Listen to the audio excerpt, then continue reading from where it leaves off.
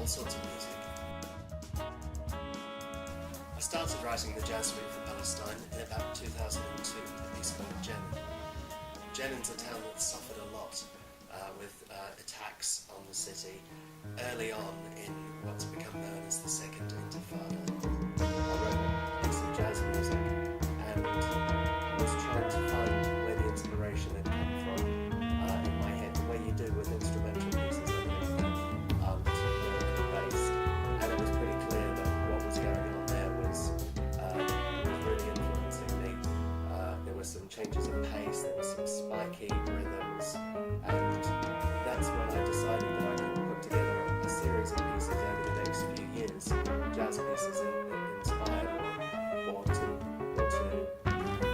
promote the things that were going on in Palestine. Tom Hurndall was a photographer from North London who followed the work of Rachel Corrie, who was an aid worker from America, both young Westerners who were killed in the conflict, and their story inspired another piece, Tom and Rachel. So I put these pieces together, assembled them over a long time until I realised that I had the structure of a suite of jazz pieces, and that's when this album, NAKBA, came together. Musicians on this album, well, there's Johnny Lippiatt on tenor. Johnny's an old friend of mine from Portsmouth, but he's lived in New Zealand for a few years and he's been based in New York now for a while. I always knew that Johnny would be my first choice tenor player, and fortunately he was available, could come over and join us on this project, so it really worked out well. Trumpet players, I probably had a short list of 2 or 3, but most of them were dead. Clifford Brown wasn't available, Freddie Hubbard couldn't do the gig. Fortunately, Byron Wallen could. Byron's a great London player, he's been around for years, and he's played with all sorts of different musicians and in different musical contexts. He's toured the world with Jack DeJohnette, with Andrew Hill, and he writes his own music as well and plays with his own groups. What Byron brings to this is really amazing. He's got great straight-ahead technique, but he also likes playing a bit more esoterically, indulging that side of him, which really suits this music beautifully. So Byron was great. Duncan Haynes on piano. Duncan's another great friend of mine. He lived in London for years. He's currently based in Peru with his wife and family. And again, fortunately, was able to come over and join us. I wouldn't have been able to do this without Duncan. He really helped me make sure that my writing made sense for jazz musicians, and gave me the confidence to get these guys together. The rhythm section. I didn't know a particular bass player and drummer, I didn't have one in mind. I knew lots of guys that I really liked their feel, I liked the way they played, so I decided just to try asking some of the people that I'd most want to be involved. And eventually I found 2 young guys, Dave Hamlett on drums, Sam Lasserson on bass.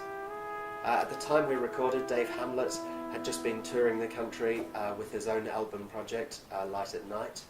But he's been on a lot of albums coming out at the moment. Ruben Fowler's album, Ivo Neem's album. He's played with Abram Wilson, with Sam Crow. You know, he's part of the heart of that group of young jazz players that are really building the jazz scene in Britain at the moment. So really exciting. He swings beautifully. I think another one of my great inspirations is Art Blakey. And in some ways, if Art Blakey and the Jazz Messages were around today, or started today, playing in a more modern context, then I think this is very much the sort of music they could have been playing. And Dave had that quality that he could bring to it, so we were really fortunate to have him. Got Sam Lasserson on bass. Sam Lasserson came to me recommended by Jasper Hoiby of Phronesis, and I said I needed someone that could slip to double time, could go back, could play in different time signatures, could play 2 bars of swing in the middle of a Latin piece. Jasper said, Sam's your man. And Sam was the man. He handled everything beautifully, had a great feel, a great sense of humour as well, and like all the guys, it was just a real pleasure to be in the studio with them. I'd really like to work with all these 5 musicians again. Certainly I will when we play some gigs to celebrate the release of this album. So the album NAKBA, it's out in the autumn. It's going to be out on my own label through theinterruptingsheep.com.